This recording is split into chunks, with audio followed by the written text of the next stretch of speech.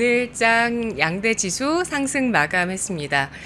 간밤에 미국 증시에서 금리 인하에 대한 기대감 계속됐고요. 애플의 대규모 투자 소식이 흘러나오면서 미국의 3대 지수가 좀 차등적으로 다 올랐습니다. 차등적이라는 건 상승 탄력은 조금씩 달랐는데 나스닥 위주의 상승이었고요.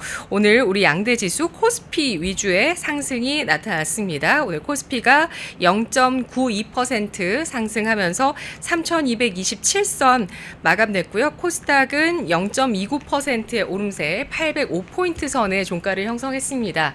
오늘 시장 어떻게 보셨는지 한마디 들어볼까요? 장 시작할 때는 어떻게 보면 악재와 호재가 공존했다라고 생각이 들고 있어요. 트럼프가 이제는 반도체 관세 관련해가지고 100%라는 얘기가 나왔고, 그것뿐만 아니라 이제 호재 쪽에서는 이제 애플에서 삼성의 파운드리 관련해가지고 수주를 줬던 모멘텀, 이런 부분이 겹쳤던 모습세가 나왔지만, 어떻게 보면 삼성과 애플의 파운드리 수주 모멘텀이 더욱더 강했다라고 생각이 들고 있어요. 그렇기 때문에 삼성전자가 오늘 장에서도 강한 모습세를 이끌면서 전체적인 지수를 상승 견인했다라고 생각이 들고 있는데, 정말 우리 기업들 요즘에 어떻게 보면 요즘 기업하기 힘들다 하고 있는데 정말 잘해주고 있지 않나 라고 생각하는 부분이 있기 때문에 조금 더 대단하지 않나 라고 생각이 들고 있습니다. 또한 현대차 관련해가지고 좋은 이슈도 나왔었는데요. 현대차와 GM과 같이 협업을 하면서 이제는 자동차 5종을 이제 공동 개발하겠다 이런 얘기가 나왔었던 부분도 있었는데, 전체적으로 자동차 관련 쪽은 아직도 관세 여파가 어느 정도 있지 않았나, 강력한 호재가 나왔지만 증시의 탄력성이나 이런 부분은 약간의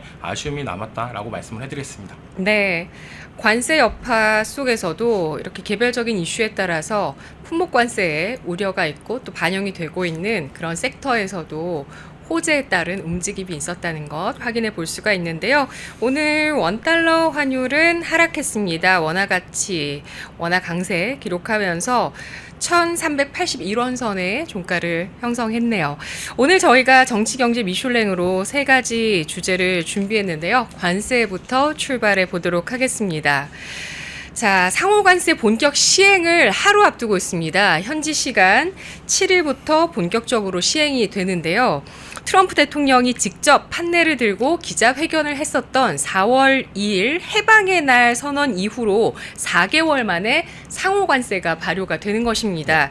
협상이 된 국가도 있지만 아직 안 된 국가들도 있어요. 상호관세가 뭔지 짚어보고 국가별로 또 어떻게 매겨지는지 알아볼까요?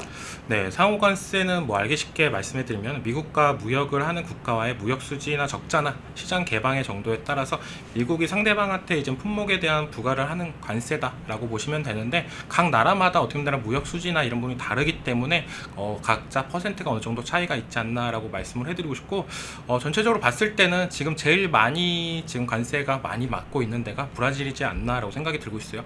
여기는 알다시피 지금 현 대통령이 약간 좌파적 성향이나 이런 부분을 갖고 있고, 그리고 어떻게 보면 전 대통령이랑 트럼프랑 우호적인 관계나 이런 부분이 있었는데, 그런 부분에 있어서 이제는 어떻게 보면 강금이나 이런 부분이 계속적으로 얘기가 나오면서 또한 브라질 쪽으로 강한 관세가 나오지 않았나라고 생각이 들고 있고, 약간의 우리나라랑 비슷한 모습제가 나와주고 있다라고 생각이 들고 있어요. 또한 브라질 대통령이 또 강경하게 너네가 50% 매기면 우리도 50% 매기겠다 이렇게 강력하게 나오면서 지금은 사이나 이런 부분이 안 좋아지면서 지금 어떻게 보면 관세 관련해가지고 제일 높은 위치에 있다라고 생각이 들고 있고, 그 다음에 시리아랑 라오스, 미얀마나 이런 나라들은 약간 미약하다라고 말씀해드리고 싶은데, 그 다음에 스위스가 약간 눈에 띈다라고 말씀을 해드리고 싶고, 그 다음에 35%대는 이제는 캐나다는 어떻게 보면 미국의 대표적인 우방국이나 이런 부분이 있는데, 계속적으로 어떻게 보면 무역 협상이나 이런 부분이 잘 안 되고 있다라고 생각이 들고 있어요. 어떻게 본다면 미국과 캐나다 그리고 멕시코까지도 어느 정도 힘겨루기가 조금 나오고 있기 때문에 관세 협상에 대해서 약간의 딜레이가 될 가능성이 있다라고 생각이 들고 있고, 그 다음 밑에 있는 국가들은 거의 20%대는 대만, 베트남 대표적인 국가가 있다라고 보시면 됩니다.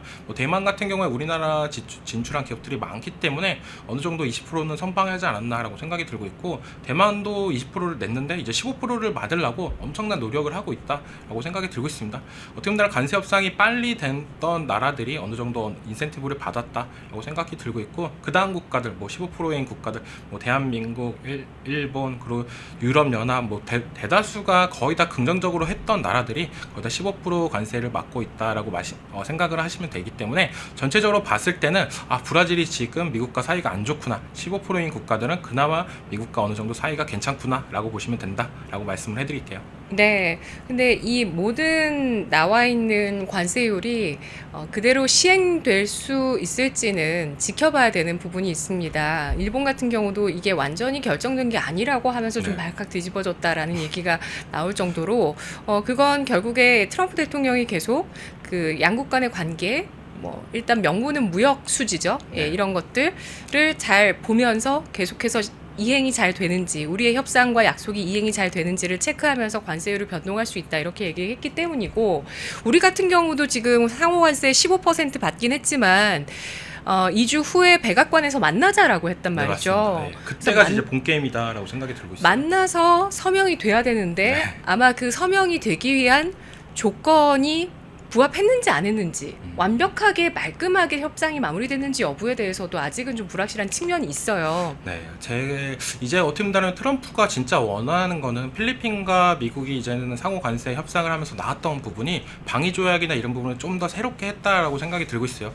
태평양 부분에서 나오는 부분이 이제 더욱더 확대되겠다라고 했던 부분이 있으면서, 그러면서 이제 필리핀이 어떻게 보면 20%의 관세를 1%를 더 낮췄던 모습도 있었다라고 생각이 들고 있습니다. 우리나라도 이제는 미국과 정상회담 이후에 어떻게 보면 방위 조약이나 이런 부분이 새롭게 더 확대가 될지, 이런 부분이 더 나을 가능성이 있다라고 생각이 들고 있어요.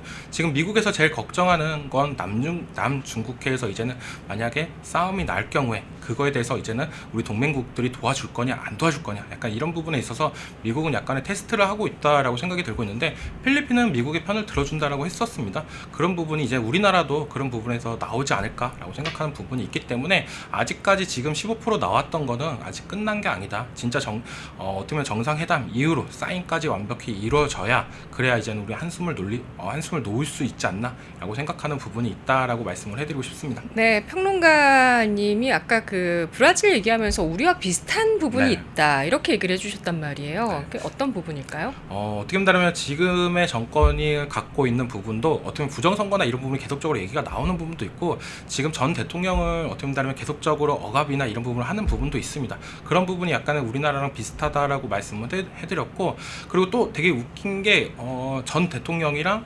트럼프랑 사이가 되게 좋아요. 그런 부분이 맞물리면서 어떻게 보면 트럼프가 브라질 쪽으로 약간의 정치적 입김이나 이런 부분을 했던 부분도 있다라고 생각하고 있고, 전체적으로 브라질과 우리나라가 비슷하게 돌아가고 있다. 어떻게 보면 이재명 대통령도 룰라 대통령을 어떻게 보면 롤모델로 많이 언급을 했던 부분도 있었어요. 그렇기 때문에 약간 비슷하게 흘러가지 않았나라고 생각하는데, 우리나라도 정말 어떻게 보면 관세를 크게 맞을 수 있었던 거를 전 어떻게 보면 우리나라 기업인들이 가서 어떻게 보면 15%를 만들었지 않았나라고 생각하는 부분이 있고, 그런 부분에 있어서 어떻게 보면 삼성전자의 이재용 회장이나 하나그룹의 김동관 회장이나 어떻게 보면 현대차의 정의선 회장이 정말 잘하지 않았나라고 생각이 들고 있습니다. 네, 우리 기업인들이 만든 상호관세 15%그 끝맺음을 잘 해야 되는 그 의무가 대통령 이재명에게 있다라고 보실 수가 있는데요. 지금 뭐 전 대통령에 대해서 말들이 굉장히 많은 가운데 트럼프 대통령의 발언인지 사실 정확하게 좀 확인되기가 어려워서 그렇지만 뭐 윤석열 대통령과 통화하고 싶다 이런 내용도 좀 나오고 있고요. 결국에는 뭐 전 세계 무역 질서를 재편하는 관세이지만 여기서 무역을 빼도 됩니다. 전 세계 질서를 재편하기 위한 트럼프 대통령의 관세 정책이라고 보실 수가 있고요. 그 질서 안에는 무역뿐 아니라 여러 가지 것들이 포함이 되어 있는 상황입니다. 그 부정선거로 인해서 지금 브라질은 저 정도로 일단은 예고가 되고 있고, 그걸로 인해서 맞불을 놓고 있는 브라질의 움직임, 브렉스 쪽을 또 어떻게 잘 조율하는지가 트럼프 대통령의 또 앞으로의 질서 재편에 힘이 실릴지 여부. 그러기 위해서는 뭐 단순히 무역이나 단순히 뭐 선거 문제로만 끝날 수 있는 게 아니라 여러 가지 무기들이 좀 더 필요하지 않은 상황인가 싶은 생각이 드는데요. 앞으로 추이를 좀 지켜봐야 되겠죠.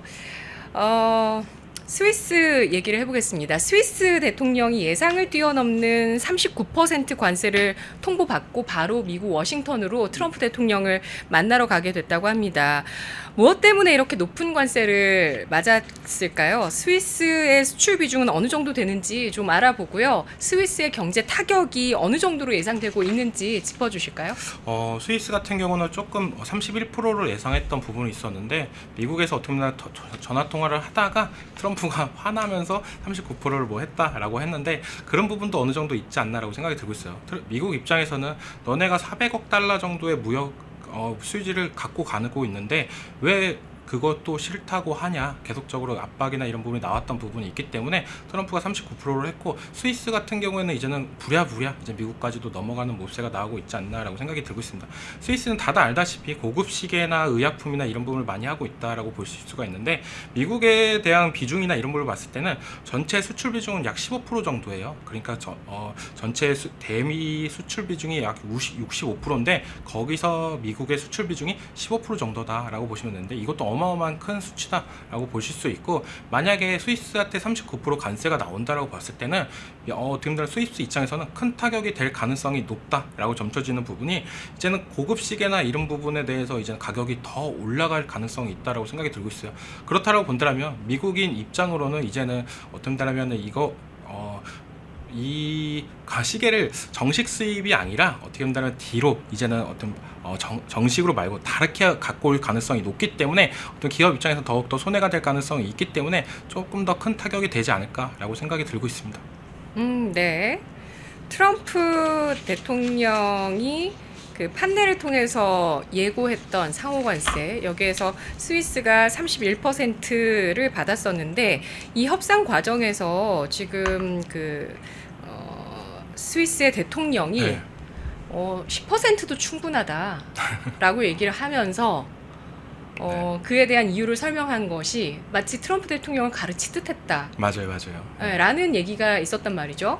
그러니까 어떻게 보면 미국 입장에서는 니네가 이렇게 돈을 많이 벌고 있는데 왜 10%를 요구하냐, 다른 나라들은 다 이렇게 받고 있다, 이렇게 얘기를 했는데 그게 안 되니까 이제 강하게 관세를 더 높였다라고 생각하는 부분이 더 크다라고 생각이 들고 있어요. 그렇기 때문에 지금 뭐 관세 관련해 가지고는 미국이 제일 어떻게 보면 더 우위를 점하고 있지 않나라고 생각하는 부분이 있고, 스위스도 이번에 미국 관세나 이런 부분이 잘 협상이 될 가능성이 있다라고 보여지는 부분이나 이런 부분을 조금 더 체크를 해보면서, 우리는 이제는 뭐 한미 정상회담이나 이런 부분이 있을 때 조금 더 그런 부분에 있어서 좀 대응을 해야 될 필요는 있지 않나라고 여겨지고 있습니다. 네. 사실 우리나라는 그 최상목 전 부총리가 미국과 협상을 했을 때 줄라이 패키지라고 해서 네. 상호 관세를 0%로 해서 협상을 추진해 왔었잖아요. 네.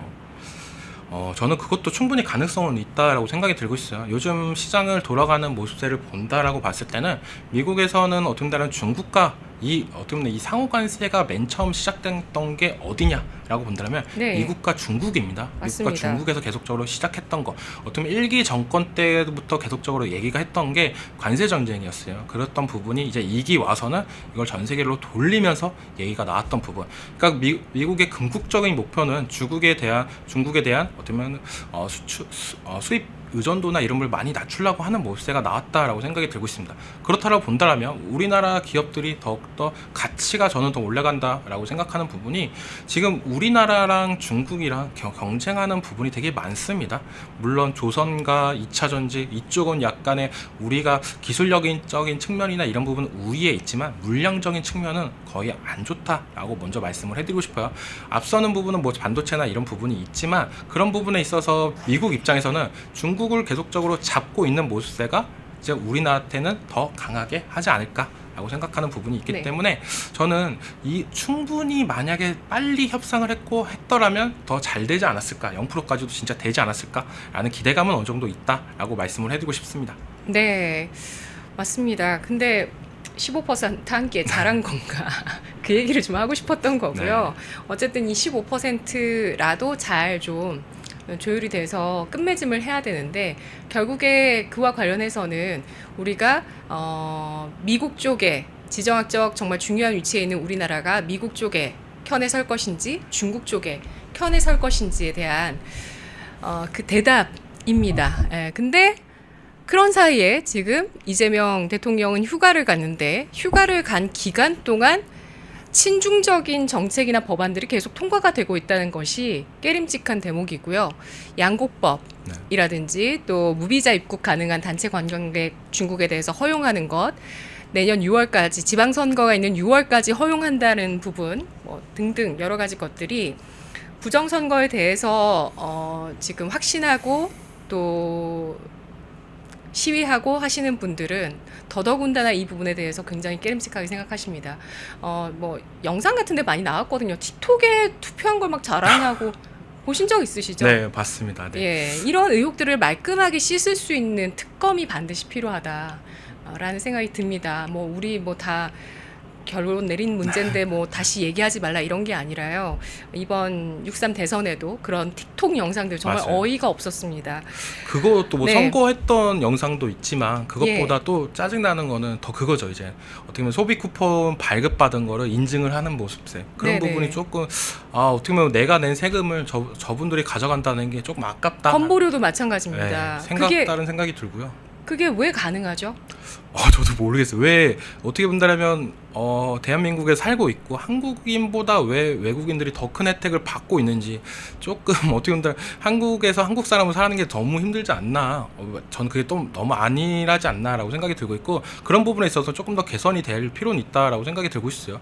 저는 강한 부분은 뭐냐라고 본다면 어떻게 본다면 경제적인 부분에서 우리가 제일 우리나라 물가가 계속적으로 올라가고 있잖아요. 이런 부분을 해결할 수 있는 부분은 어느 정도 최저시급이나 이런 부분 저는 최저시급이 올라가는 건 좋다라고 생각이 들고 있습니다. 네. 하지만 한국인한테 최저시급이 올라가는 건 좋은데 이게 왜 외국인과 동일하게 받아야 되는지 저는 약간 아쉽지 않나라고 생각이 들고 있고 그런 국가가 있나요? 외국 같은 경우도 거의 자국인과 외국인과의 임금 차이는 어느 정도 나고 있습니다. 근데 하지만 우리나라는 최저임금을 다 동일하게 준다는 게 저는 그거는 좀 아니지 않나라고 생각이 들 정도로 아쉽다라고 말씀을 해드리고 싶고 그런 부분은 빨리 개선이 돼야 어느 정도 물가도 잡을 수 있고 조금 더 고급 인력이나 이런 부분이 더 올라갈 가능성은 있기 때문에 저는 좀 약간 그런 부분에서는 좀 반대되지 않나라고 생각이 들고 있습니다. 네, 내년 지방선거 앞두고 대놓고 중국 무비자 입국 허용하는 건가요? 가을이님께서 글 남겨주셨는데요. 와서 그런 어떤 그 지방선거의 네. 투표의 가능성들 그리고 뭐 이런 보조금이나 아니면 건보료 같은 것들을 또 거주를 하면서 혜택을 받아가는 게 아니냐. 이게 단순한 의혹이 아니라 실제 그런 일이 일어나고 있는 부분들이 많이 보도가 되고 있는데 그런 것들에 대한 의혹들 해소가 돼야 되고 법안 개정을 통해서 우리 자국민들이 보다 잘 살 수 있는 그런 여건을 만들어주는 나라가 돼야 되는데 그 반대로 가고 있습니다. 지금 민주당 정권에서 그 반대로 더욱더 거세게 나아가고 있다는 점에 대해서 우리 그 한국 국적의 한국인들이 가만히 있으면 호구가 된다고요. 맞아. 미국인들도 그래서 나선 겁니다. 미국도 가만히 있다 보니까 우리는 관세를 안 매기는데 저들은 우리 제품을 수입할 때 관세를 이렇게 높게 매긴다고 이 문제의식에서 출발한 게 바로 트럼프의 관세 정책인데요. 그래서 너네가 때린 만큼 우리도 때린다라는 게 바로 상호 관세의 정의라고 보실 수 있습니다. 거기에 무역 적자까지 가미가 된 게 상호 관세인데요. 그 상호 관세 쪽에서 지금 제일 중요한 국가라고 본다면은 사실 중국입니다. 근데 여기 지금 중국이 나와 있지가 않죠. 중국은 일단 그 7월 말에 미국, 중국 관세 협상을 진행하다가 다시 90일간 휴전을 추진했는데요.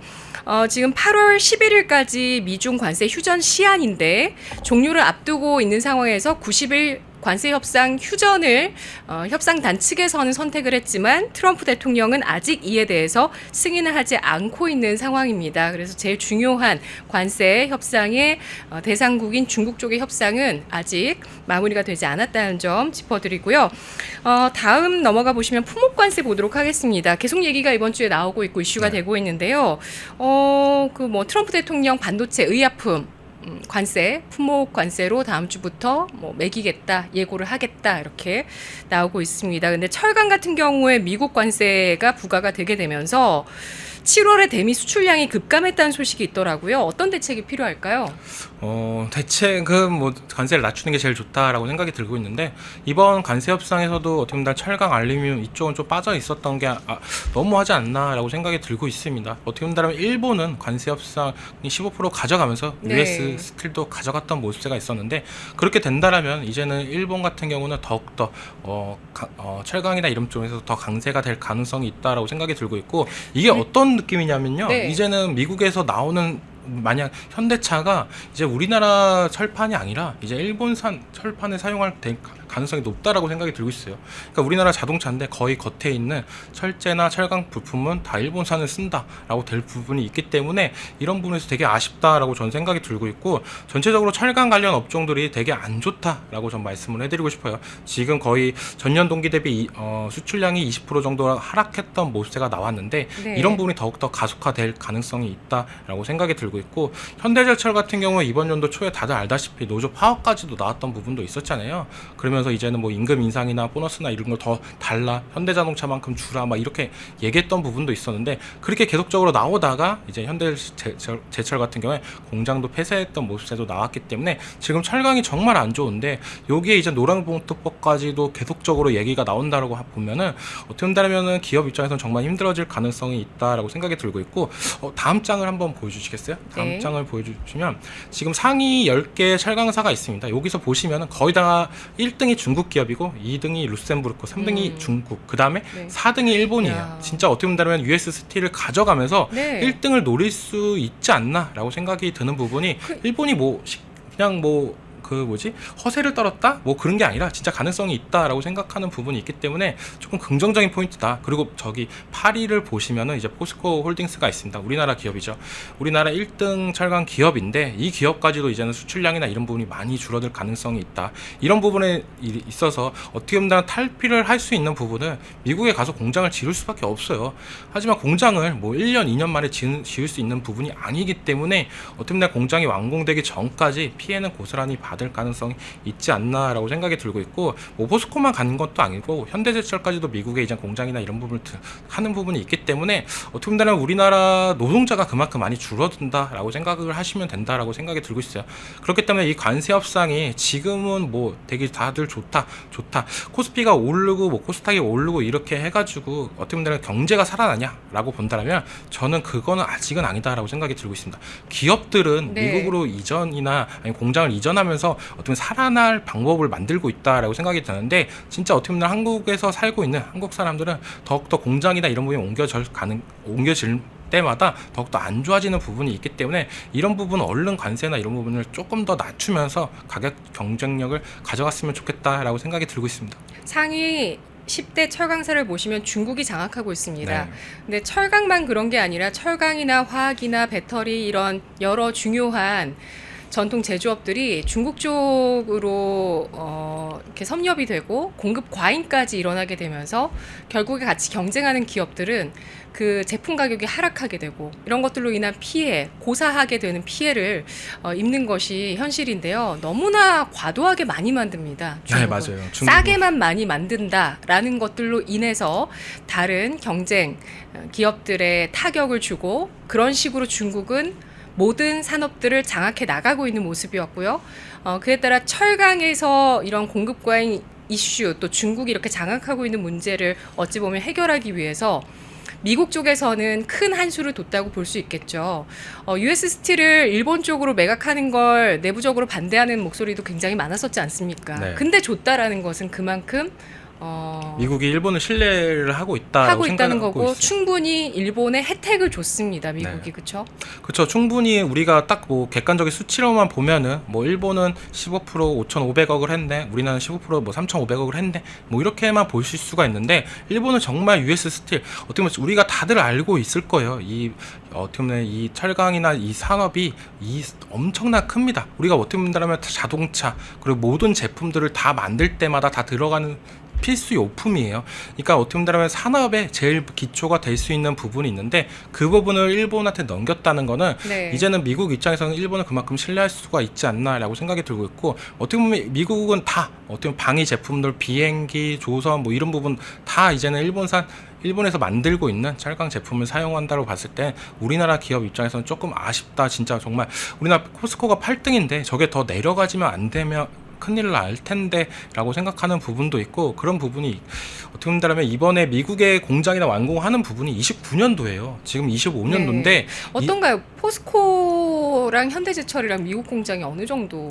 나가 있나요? 지금 이제 건설을 하고 있습니다. 이제 네. 준비를 하고 있어서 이제 완공되는 게 29년이다라고 보시면 되는데 그년 포스코가요? 네, 포스코랑 현대제철. 근데 음. 아직까지 시간이 4년이라는 시간이 그렇게 남아 있는 부분이 있기 때문에 네. 지금 이런 부분에 있어서 어느 정도 그 전까지 버틸 수가 있냐. 물론 미국 떠나서 국내나 아니면 공급망 루트를 다각화를 하면서 조금 버틸 수는 있겠죠. 근데 실적의 우려나 이런 부분은 더욱더 가속화가 될 가능성은 있지 않나라고 생각이 들고 있습니다. 네.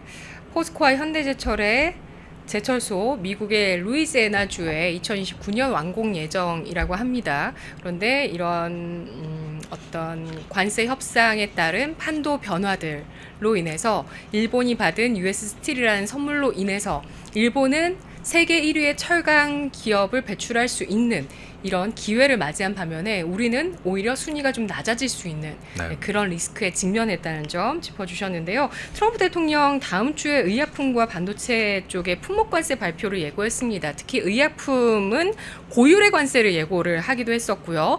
여기에 또 간밤에는 반도체에 대해서도 비슷하게 100% 관세 부과하겠다라는 예고를 했는데요. 품목 관세는 왜 매기는 걸까요? 제약 반도체주 주가 전망까지 해주시죠. 네, 이 부분에 대해서는 좀 긍정적인 포인트는 뭐냐? 이번에 미국과 우리나라 관세 협상을 할 때 반도체랑 의약품은 어느 정도 우리나라가 최우선적으로 인센티브를 주겠다라고 했던 부분이 있었습니다. 그렇기 때문에 조금 기대해 볼 수는 있겠지만 지금 너무 세게 처음부터 지르지 않았나라고 생각이 들고 있어요.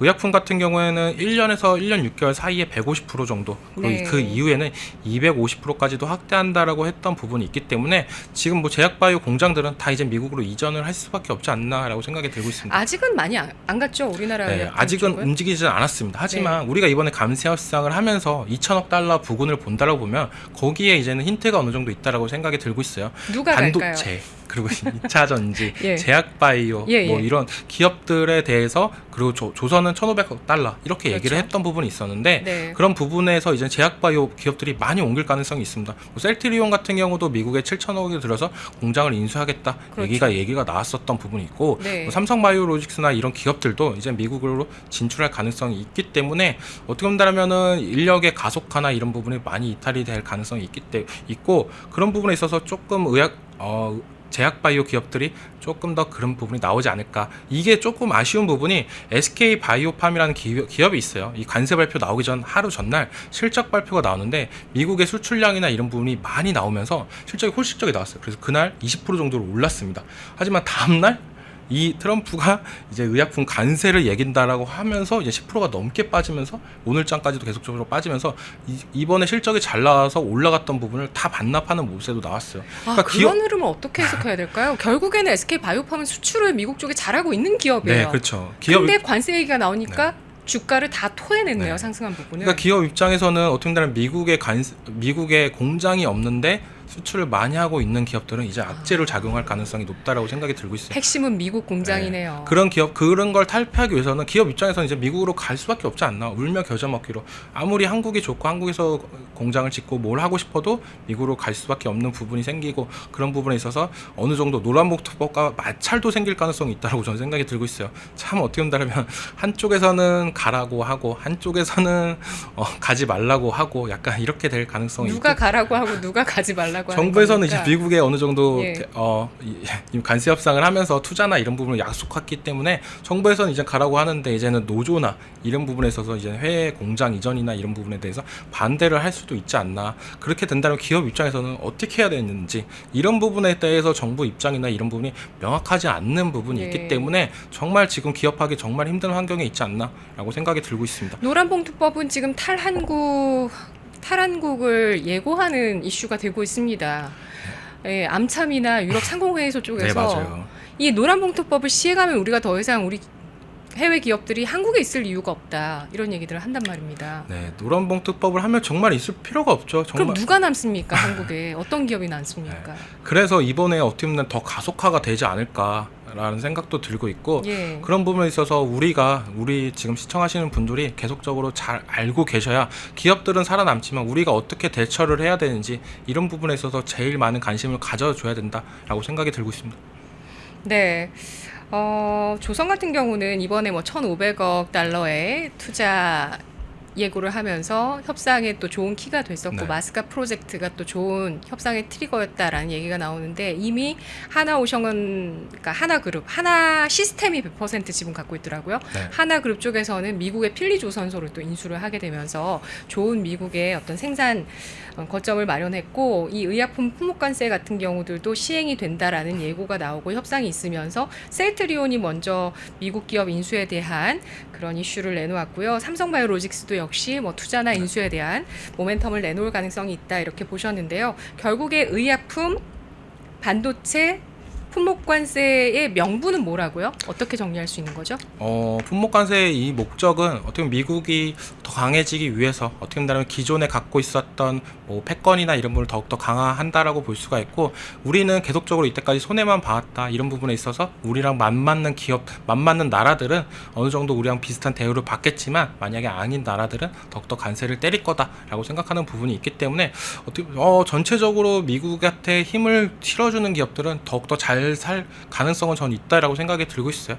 왜냐 미국한테 만약에 더 한다라고 봤을 때는 방위비나 이런 부분을 확 줄이고 그런 부분에 있어서 경제 쪽으로 더욱더 집중할 수도 있고 관세나 이런 부분을 더 낮게 받으니까 수출이나 이런 부분이 더욱더 이롭게 될 가능성이 있기 때문에 저는 이번에 이 관세 협상에서 제일 우위를 잡는 나라가 다음번에 이제 더 선진국이 될 가능성이 있지 않나라고 생각이 들고 있습니다. 네.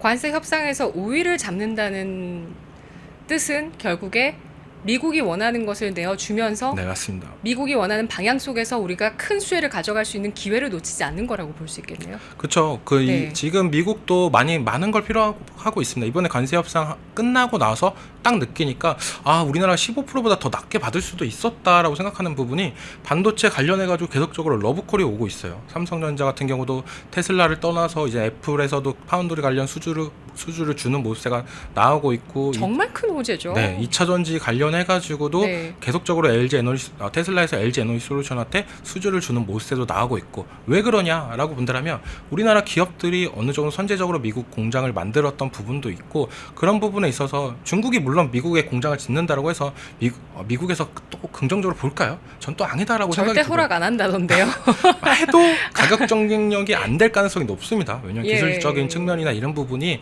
기존의 중국 공장이나 이런 부분은 인건비를 조금 더 갈아 넣어서 만들었던 공장이나 이런 부분이 있고 우리나라가 지금 미국에 있는 공장이나 이런 부분은 거의 최첨단 공장인 부분도 있어요. 현대차 미국 공장을 보시면 뭐 네. 드론이 날라다니고요. 강아지 로봇이 자동차를 검사합니다.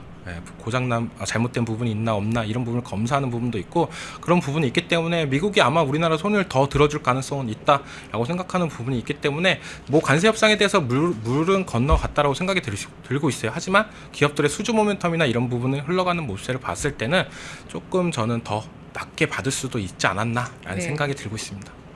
그렇습니다.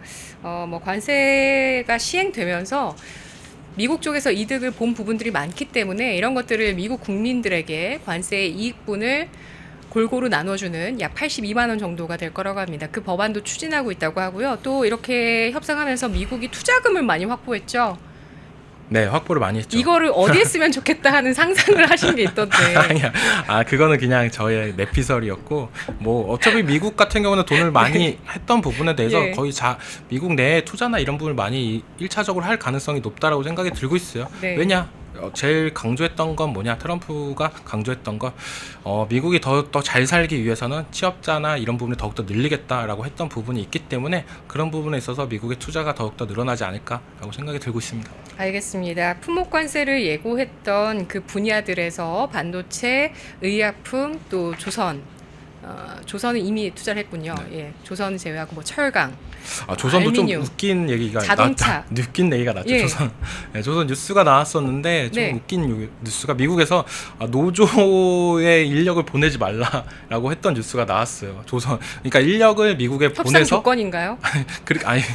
협상은 끝났으니까. 예. 근데 이번에 요청한 게 이제 어린애들 보내라. 어떻게 본다면은 조선소 입장에서는 조금 더 능력이 있거나 기술력이 있는 사람을 네. 보내려고 했던 부분이 있었지만 그런 부분보다는 노조에 가입이나 안 돼 있는 젊은 사람들 위주로 보내달라. 기회네요. 젊은 제조업 인력 여러분들 미국 진출하실 수 있는 기회입니다. 미국의 터전을 잡을 수 있는 기회가 되네요. 뉴스가 너무 웃긴 게 미국까지 그 소리가 났나?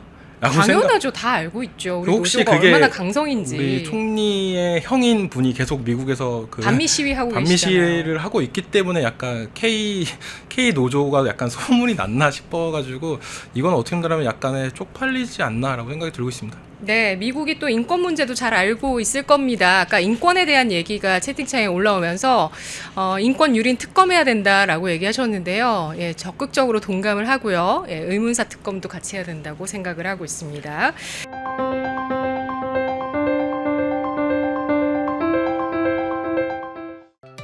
다른 영상도 즐기시려면 구독 버튼을 꼭 눌러주세요.